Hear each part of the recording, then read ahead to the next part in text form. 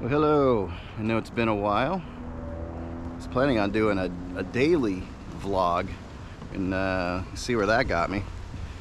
It's probably been about a month since I did one of these videos for this channel.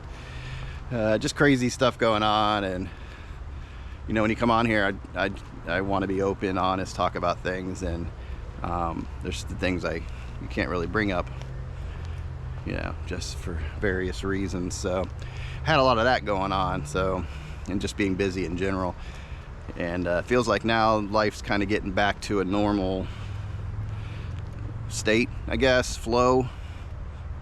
Feeling like I just felt out of sorts for a long time, well, past month or whatever.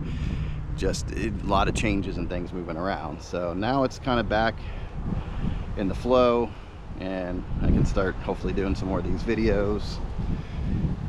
I've gotten back onto the reading trail though, which I'm happy about, and thinking about writing, trying to get more off, even though I'm doing this for social media, trying to get more away from the social media and trying to get those creative juices going a little bit.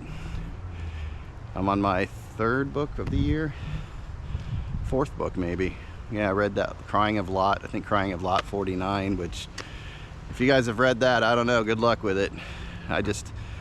His writing's all over the place, and I don't know. There's a little bit of Vonnegut in there, but I don't know. I don't think I'll be reading any more of his books. I don't mind you taking me to different places, but when I don't know what the heck you're talking about, that's a problem. And when I look at other reviews on the Crying of Lot 49, a lot of people felt the same way. So I'm like, yeah, I just don't want that. I don't want that in my reading right now. I don't want a major challenge in my reading as far as understanding what he's talking about. Right now I want some good storytelling. You know, take me places, but don't make it where I have to crack a code to understand what the heck you're talking about. So then I read two other books, The Hole, which is good. I can't remember the author's name. Two Japanese authors actually, The Hole, and then I think The Secret Librarian or something like that, unless that's that Stephen King one. He had the library police, I think Stephen King had. I think it was The Secret Library, by a Japanese author, and I of course can't remember his name either. So those are the three I read, and as I'm reading, it's kind of cool because now these old stories that I've written, a book that I've been working on, all these ideas are coming into my head and just sparking that creativity, so which is really good. So I just finished, actually I'm on my fifth book, that's right. I finished Cannery Row, and I'm reading now Sweet Thursday, because I'd read Cannery Row in the past, but I'd never read Sweet Thursday, and just recently I'm like, oh, let's read Sweet Thursday, but hey, if I'm gonna do that, I might as well go back to Cannery Row. And I'm glad I did, because there's a lot of stuff I forgot in there, and there's a lot of things I guess I made up in my head about the story, because I'm like, that never happened. So anyway, I read Cannery Row and just realized, oh man, Steinbeck, and I love his style of writing. It's easy to read, but it's a lot of thought. There's a lot of thought in almost every freaking sentence of what he says. Little bits of wisdom of life and things like that in there. And I can see why Sweet Thursday right now doesn't have as much acclaim, I guess, as Cannery Row. It's good. It's just taking you a different direction, and I think the charm of Cannery Row is missing just a little bit out of it, but it's still a good read. It's not like I'm trudging through it. I am enjoying the read because I'm seeing what happened to these old characters. Even though I don't understand, I forget the dog's name. There's a dog, and it's a pretty big part of Cannery Row that's in Cannery Row, but they don't even, so far he hasn't even mentioned it in Sweet Thursday. And I don't think he does. I actually Googled it and said, hey, did they talk about the dog? Because at this point in the book, I'm about 60 pages in, they pretty much give me an idea what's going on with everybody, all the different characters that were in there. He's mentioned them somehow, but no dog. And the dog was like a character in the book, and I'm like, why isn't he mentioning the dog? And it baffles me too, because Steinbeck was he loved dogs. He traveled the United States with his dog Charlie, so it's like, where's the dog, you know? But no mention of the dog. And yeah, as a reader, you kind of go, huh, did he do that on purpose? What did he do? Did he forget it? He couldn't have forgotten about the dog. He remembered all the other people. So I don't know. might be one of life's mysteries for Cannery Row. But at the same time, I'm still enjoying it. Sweet Thursday. It's a good read. I'm just trying to figure out this camera. I can't get it on me correctly. So yeah, so the reading's good. Now I've been writing a lot of notes, and I need to get back into my books. I need to start writing that, so I'll keep you updated. My weight's doing good. I'm 10 pounds down. I've been able to maintain to 10 pounds, and I need to continue that. So that's why I'm out walking now, and I'm doing better. It's just, there's days where, I don't know if it's anxiety, what it is, you just get it and you just want to eat. You know, and I know while I'm eating, I'm like, you're not supposed to be eating. Why are you doing this? You're going to pay for this.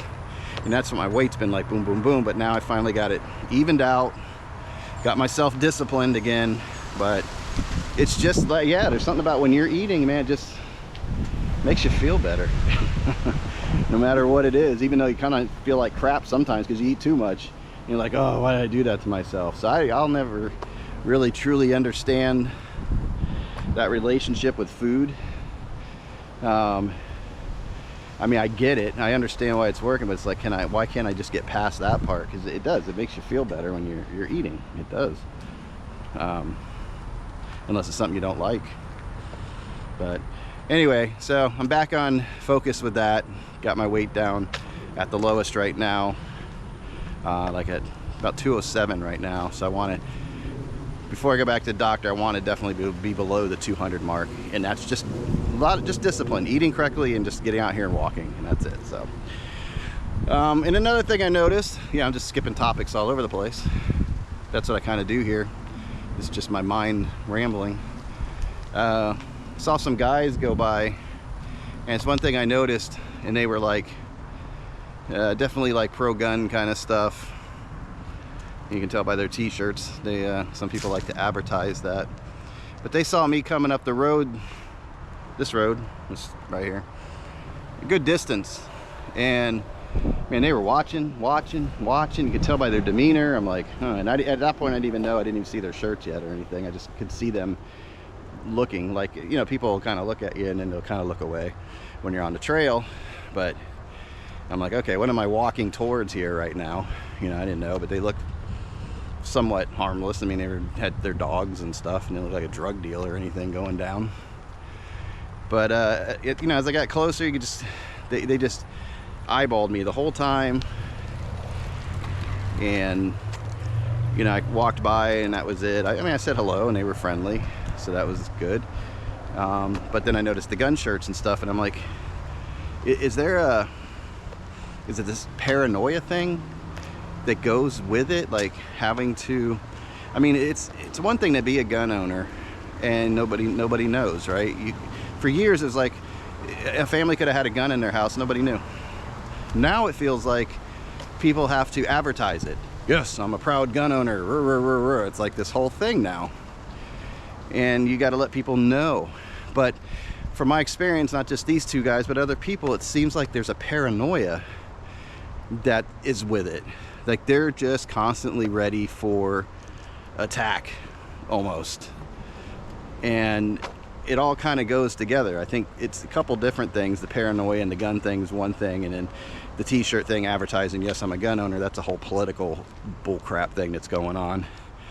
You know, you have to, yeah, oh, you can't take my gun, you know.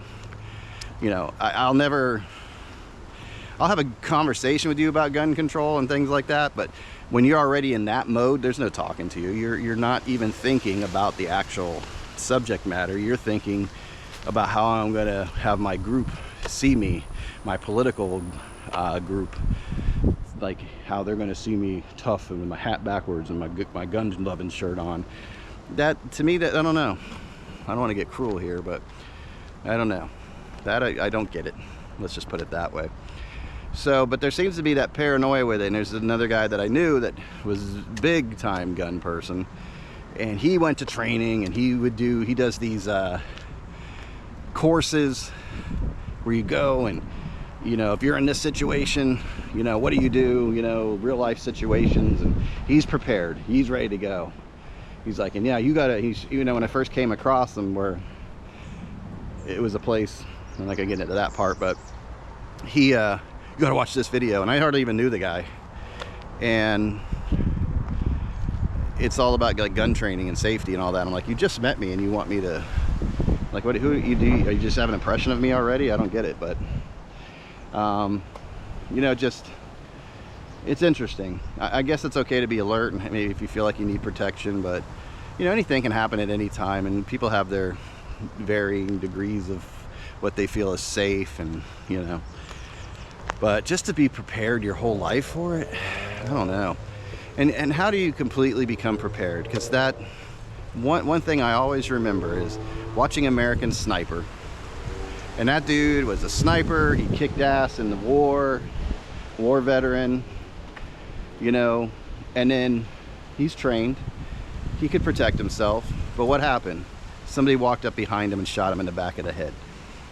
So, how prepared do you want to be, and how long do you want to spend your life preparing for somebody to walk up and just take you out from behind, you know? So, I don't know. I'm just going to get out of the way for these bikers over here. Let them go by.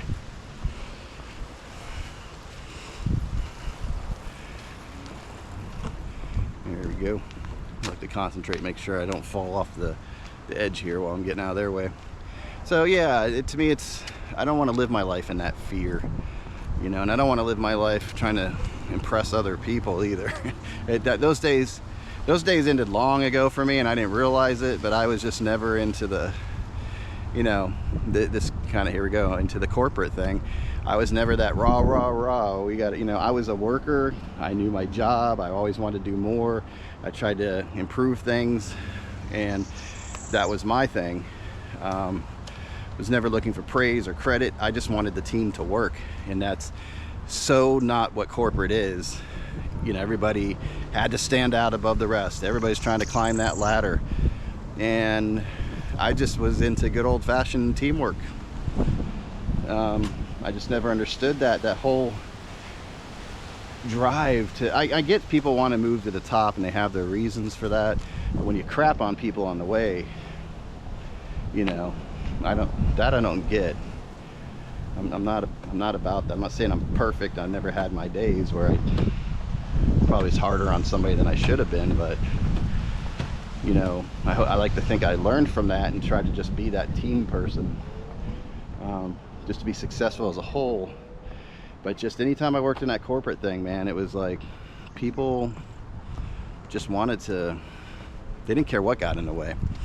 You know, and I guess that makes a successful person, but what does that make you at the end of the day?